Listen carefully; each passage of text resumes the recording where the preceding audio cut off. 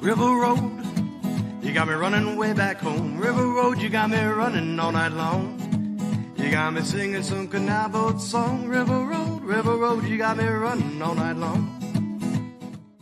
Hello, everybody, and welcome to another episode of Niner Nuts. I'm Dan, here along with James. James, say hello. What's up, Niner Nation? And,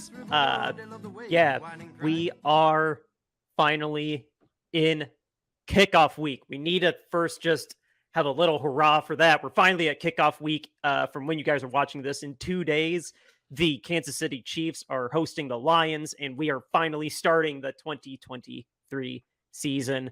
But that's not what we're talking about, guys, because we're a Niners podcast, and literally we're taping this on Labor Day. Yes, we are working on Labor Day. Hopefully you weren't. But if you watched yesterday's episode, we saw a tweet from one Ian Rappaport. I read it live. You saw my live reaction yesterday, and I'm still in the emotional swirl of it. According to Ian Rappaport, as of 18 minutes ago, again, we're taping this on Labor Day, the 49ers and star edge Nick Bosa need a significant breakthrough to get him back on the field, which is from today, 6 days to play in Pittsburgh in week 1. This sucks. Okay, we were talking before about like when I was going to start to panic a little bit. I started to panic a little bit, but then that was the first preseason game, and then the second one went through, and then the third one went through, and now we're another week after this game, and I was doing okay during the 3 games. Like, I was a little, but literally nothing. They're keeping it pretty closed behind doors. What is the holdup in the negotiations? And then Albert Breer really didn't end up saying the news that he thought he did, or the media that spun with it kind of blew it way out of proportion. He was just reiterating exactly what the negotiations basically have been the entire time. Is he going to get $27.5 million and be at TJ Watt's rate, or is he going to surpass 31.5, basically get the 32 million and surpass Aaron Donald's? That's where we believe the negotiation hangup has been, is those roughly $4 million. So he ended up not really saying anything that was new, so to say. But yeah, now it's September 4th, and kickoff is in 2 days, or 2 days from when you're listening to this, and our game is in 6 days. The irrational fan is starting to come out now, and that side of me is saying, I don't earmuffs. I don't give a shit who caves. Someone's got to cave now. John's got to break out the checkbook, or Bosa's got to accept that he's getting TJ Watt money, or maybe even a little less. Like, someone's got to cave. This is not good that we are 6 days away.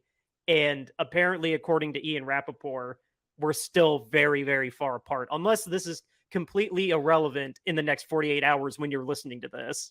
Come join the dark side, the side that is telling you that John Lynch is not a good GM. Like, this is a bad episode in an otherwise really good regime. I'll finish your thought, but this has not yet tainted my whole experience of John Lynch for 7 years, but I'll let you have the floor. It's a holdout with your best player. Good GMs do not let this happen. Good GMs get you signed early. If he was a good GM, he would have been talking to him through last season and would have figured out a way to get him signed by early offseason. That's what Howie Roseman did with Jalen Hurts. Once he started looking good, Howie started the talks, most definitely. I guarantee it. And by the time early offseason hit, he was signed. He was the highest paid player in the league, and everybody was happy. And then 5 minutes later, Lamar Jackson comes out. But who cares? He got paid. He got paid early.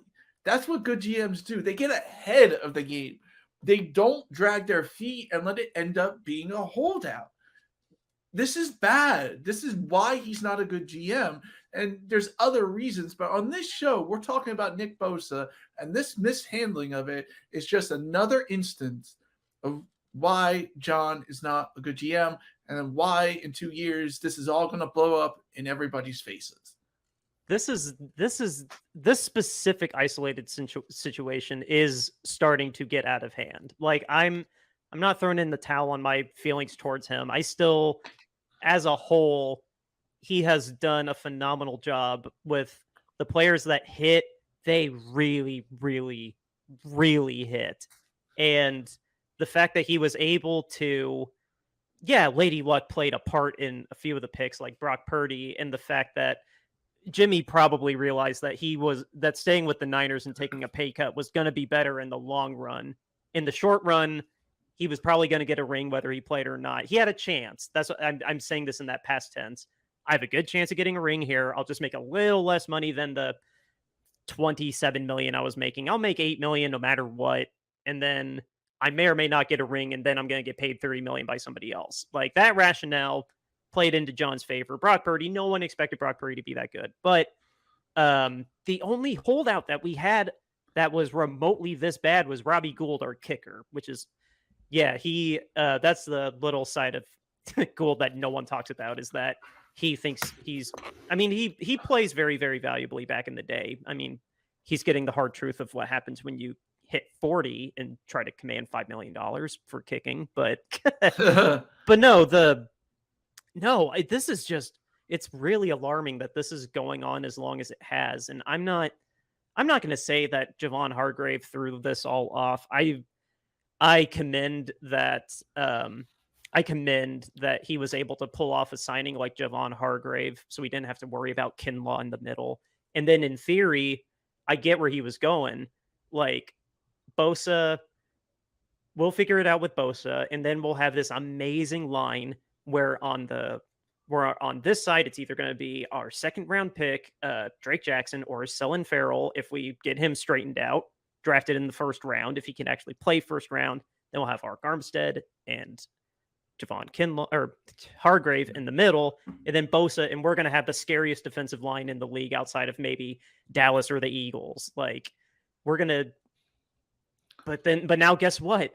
Now we don't know what the specific hangup is. We're speculating that it is the AAV. I don't personally think it's the AAV, because the AAV is just a number. I feel like there's some disconnect with how signing bonuses and guarantees. I feel like when this is all said and done, if it actually gets said and done soon, it's got to be something with him wanting like 100 million guaranteed, or maybe 110 or 15 guaranteed, like fully guaranteed money, because that's a big hang up when it comes to NFL contracts, and casual fans don't really think about it, is that guaranteed money is more important to a player than the AAV, because you don't get paid in the AAV.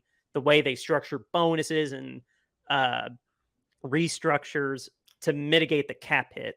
So I feel like it's got to be something with a down the line cap hit. I can't imagine that Bosa is asking for a bigger cap hit than what he's already scheduled to have right now at 17.5 million from what I saw last. I feel like it's got to be like making sure that he is getting this whatever guaranteed money he wants down the line that John is not budging on, or not figuring out a way to structure a signing bonus or an option bonus. There's some disconnect. It's got to be something like that. Or maybe it's a combination of, okay, I'll throw you a bone and have a $10 million salary this year, but then the next year, like, that's going up to like 25. And then I have a $15 million signing bonus, and then another 10 million signing bonus. Like, it's got to be something like that. Like, I don't know. Is any of that like processing with you? I don't know if you're a salary nerd like I am. I really like going on Sports Trek and looking at them. No. All I know is that Nick Bosa should be the highest paid defensive player right now, and he's not. That's what this is about. He needs, like, that's what it is. A guy like Nick Bosa, who, just won Defensive Player of the Year and has been a game wrecker for you basically out of the box, should be the highest paid defensive player in the game without question. So it's just a matter of how much is going to satisfy Nick Bosa? Like, what part of the number does he need to see to be the highest paid player? How much over it? Does it need to be 1 million? Does it need to be 2 million? Does it need to be 3? Does it need to be 4? Does it need to be 5? Does it need to be 10? Whatever it is, you got to figure out, just do it. Like, that's what it takes. That's what Howie Roseman would have done. He would have figured out, okay, you're obviously the best defensive player in the league. You just won Defensive Player of the Year. We want to make you the highest paid defensive player in the whole entire game. Tell us what number is 5 million above, whatever total guarantee is. Is that good enough for you? That's all it needs to be. You figure out the cap hits or whatever, however you want to do it. Like, whatever the cap hits, like, good GMs would be like, oh yeah, I got that covered. Like, we're talking about guaranteed money. That's what we're talking about. And how much of guaranteed money does Nick Bosa need to feel like he is the highest paid defensive player in the league? Because that is what he wants. That is what he should get. And the fact that John hasn't seen it or done it, he's a bad GM for letting it get this far. That's the thing, is that allegedly I'm taking it with a grain of salt, but only so much of a grain of salt, is that it's like $110 million was the number I saw. But that would make sense, because if I remember right, Aaron Donald was, after they won the Super Bowl, I believe it was a 3-year, it wasn't like an extension in the traditional sense. It basically was some extra money on top of the contract he already had, and then $95 million in total with this add-on was guaranteed. So he has $95 million guaranteed. So Nick Bosa, if he wants to be the highest paid non-quarterback in the league, which is what which is what Donald is. Donald is the highest paid player in the league right now. That's not a quarterback. So 8% or 5% off of that, that's definitely over $100 million. That's got to be a big hang up on it. Because again, it's not about the AAV, because you never split a contract like that.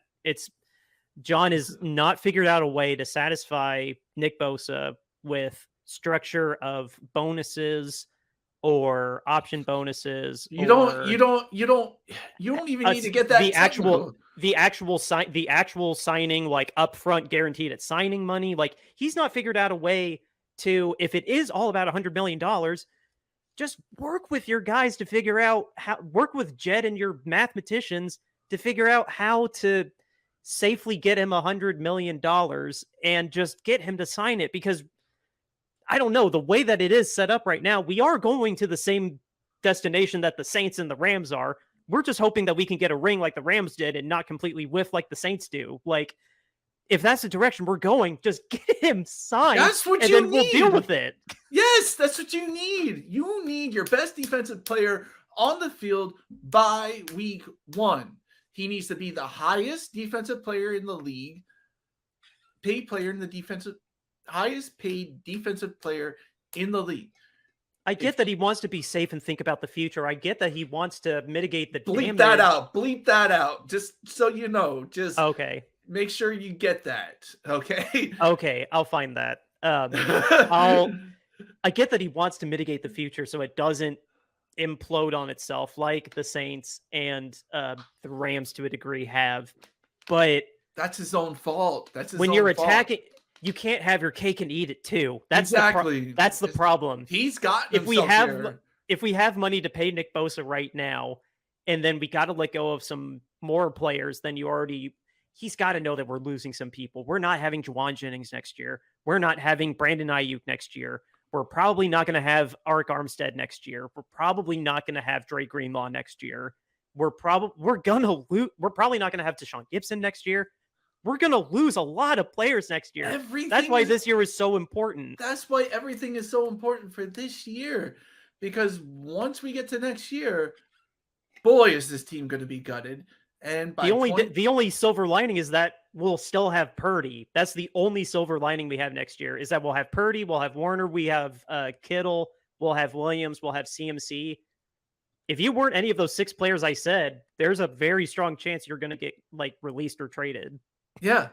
And John did it all to himself. And now he's trying to figure it out on the fly, and it's not working.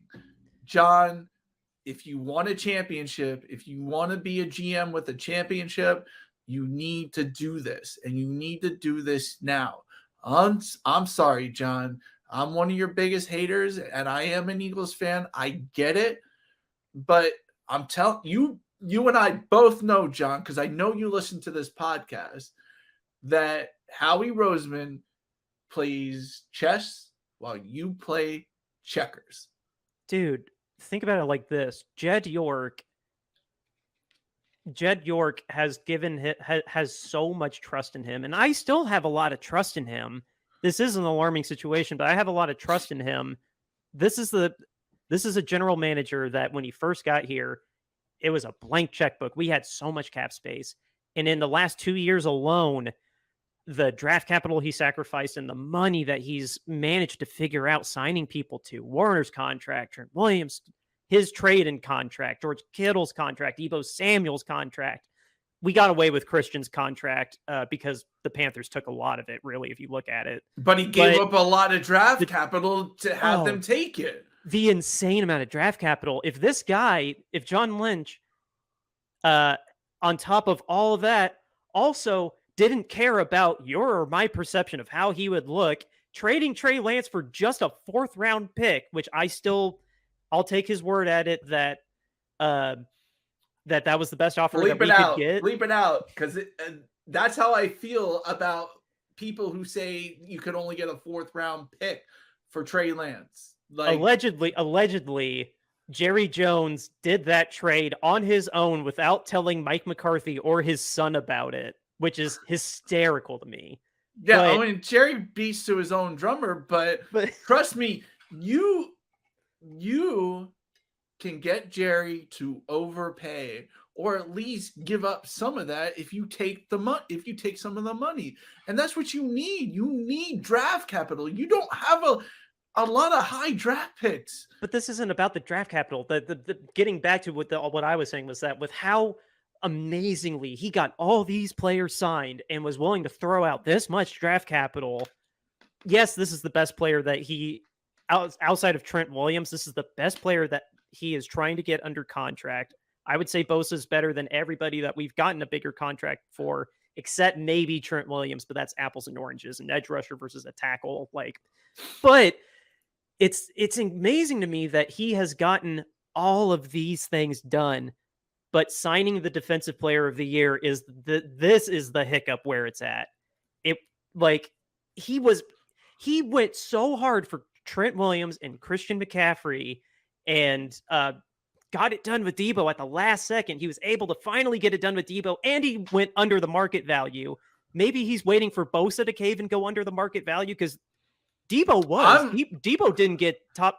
I think Deebo's in the top 10, but he didn't get paid top 5 money. Well, that's the thing. Deebo had one good season. Nick Bosa has a string of great seasons. Like, his only down year was a torn ACL. Exactly. Exactly. So you need to pay the man before he starts asking for a trade, because we're almost there. I believe we are almost there. If he doesn't get this deal done soon, he's going to ask for a trade, and there goes your window. Well, where would he want to get? Well, here's a fun hypothetical. Where would he want to get traded to when we have a great chance of getting to a Super Bowl? Like, you got to think of, like, how bad is that team that would have the money that he's asking for? Because I don't think many other contenders have the money that he's asking for. The Chiefs definitely don't. The Bills definitely don't. Maybe the Lions don't. The Lions have some cap space. That's a good question. Maybe the Lions do. I don't know. That's a good question. I mean, just imagine their defensive line with Nick Bosa on it, because they Hutchinson on one side and Bosa on the other. Oh my God, that'd be terrifying. That'd be terrifying. Like, their odds to win the Super Bowl would really go up if Nick Bosa ended up on their team. And I believe they got some draft capital with the trade from what they traded from 6 to 12. So they may have, I don't know their picks or whatever, what they got, but they may have some draft capital to spend on somebody like Nick Bosa, and get him signed to a contract. Nick Bosa and Aiden Hutchinson for like the next 3 years. Could you imagine that? Like, are you looking up the numbers? No, I know your phone would have gone off, but I just wanted to check Twitter anyway, just because Ian, yeah, no, there's no update. I know your watch would have blown up. My watch doesn't have the Twitter updates on it, but Yeah. I don't know. I am getting a little like irrational fan emotional about this because this is really frustrating now. Like we found hey James, we found my tipping point. 2 days away from kickoff is where I'm starting to get a little mad. See, this is ridiculous now. I was on this train weeks and weeks ago, and you know, and I'm gonna be on this train until something different happens. But if his contract now, like this is going to be worth examining every penny of this contract, regardless of what the numbers are now. Because like if he signed forever ago, like it would have been a pleasant, oh, he took less money, or oh wow, John did give him that much money. Like now, no matter what he signs for, it's gonna be Jesus Christ. This is why this took 5 months. Like, yes, that's no matter what the money is now. Yes, that's what it's gonna be. And so yeah, I mean, I could talk about how John is a bad GM all day, but maybe you want to talk about this one hang up is aggravating, but we don't have more time to talk about it. But yeah, this one hang up is getting really, really irritating. Definitely. When we have a quarterback that's playing for $700,000, he's getting paid $700,000, and we can't pay Nick Bosa. This is ridiculous. Okay. Anyway, I interrupted you. What were you saying? Oh, I was going to say, tell us about our sponsor. Oh, yes. Something I am a little bit more excited to talk about. Royal Retro Jerseys. We have a partnership with Royal Retro Jerseys. They will hook you up with your choice of authentic throwback jerseys. They have football, basketball, baseball. I tripped over my own words. They have every sport, basically. And you can stand out in the crowd. You can reminisce back on your team's glory days, so to say. Jets fans, if Aaron Rodgers doesn't work out, you can go to Royal Retros right now and find yourself an authentic throwback jersey and get 10% off your entire order with the code below me, Shady Sports. Use that at checkout, get 10% off your entire order, and get yourself an authentic Royal Retros throwback jersey today. That's Shady Sports for 10% off your order. Yes, guys, 10% off your order. Sorry, something dinged, and I was like, "What? What's going on?" Nick Bosa signed? Yes, I'm looking at my watch. Did Nick Bosa sign? Oh, so, bro, how great would that be? I know. 30 minutes later, he signed. Anyway, guys, it is 5:00 in California. Anyway, guys, just so you know, we've taken on a cause here. Recently in the news, we've had the Minority Texans owner and our own owner, Jed York, in the news for some really bad stuff, especially with the Houston Texans minority owners. The NFL knew about it for months to years on both these guys and didn't report it until independent reporting agencies broke the story. And then we find out how long the NFL actually knew. So we need to bring some owner accountability, because if a player were to get in this type of trouble, we know about it. As soon as the NFL knew about it, we would know about it. So we need to bring more owner accountability. And that's why owner standards are less than player standards. Hashtag owner accountability. Make that go viral on Twitter, TikTok, whatever you need. And just because we put our money where our mouth is, we are raising money for a crisis center in Kentucky by selling our merchandise. All the proceeds go to charity. We have a bunch of different shirts. This is the standard shirt, which, you know, if you want to actually have the statement on your chest, you can get it for $22.99. You can get it in long sleeve tees, pullover hoodie, crew neck sweatshirt, premium unisex tee. This is our owners on a standoff. The reason why we are talking about this probably is because of the guy in the middle. Dan Snyder had it on a blackmail PowerPoint, and he's starting to cause trouble, even though he's still out of the league. So you can get that shirt. We're bringing that back from the Dan Snyder campaign. We have our podcast art logo. Like I said, long sleeve tee, crew necks, pullover hoodies. You can get it on whatever you want. This is our alternate logo with the nice background, so it just fits nicely as a tee. And we have our official mascot. Now, this is really, honestly, my opinion, the coolest t-shirt that we have. I have one. Dan's about to get one.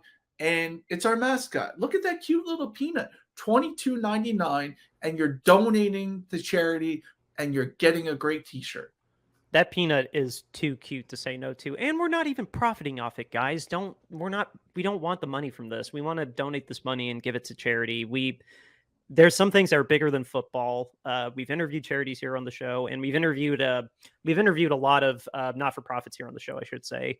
And because as fun as football is, and the community that it makes, and what football teams typically give to their communities, we all know and agree that there are some things that are bigger than football, and this is definitely one of them that we're passionate about, and we just want to give back and just bring awareness to this little bit of hypocrisy. So that's right, guys. Until the NFL starts actually reporting on owners when they know about it, we're going to continue this campaign. And if it continues, we'll keep going. We're not in this all for the money. We want to be a part of our community. We want to make a difference in our community. So if we have to sell these shirts and give them to charity, we're perfectly happy with that. That's fine with us, guys, because this really is a hobby for us. We're not out there trying to make this our full-time job or anything. We are just two guys who are best buds who love talking about football. We're not looking to make millions of dollars off of advertising or anything like that. We just want to make a difference in the community. Yeah, the 10% off Shady Sports gets you a little bit, but that's a little bit of money. And if you want one of our cool t-shirts, you can just go to bonfire.com, Niner Nuts Apparel, bonfire.com. yeah, use that money that you save from retros and go to Bonfire, I guess. Exactly. That sounds like a good idea. So anyway, Dan, you got anything else for us? No, the only I'll be honest, I don't care what's on Roto World. I want to know when we're going to sign Nick Bosa, which apparently is not going to be today, according to Ian Rappaport. That's all I care about today. Well, guys, you know what's coming next. Outro music, River Road, Justin Muth. Beat the Steelers. See you Friday.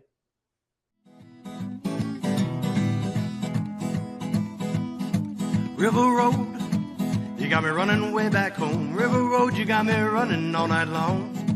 You got me singing some canal boat song. River Road, you got me running.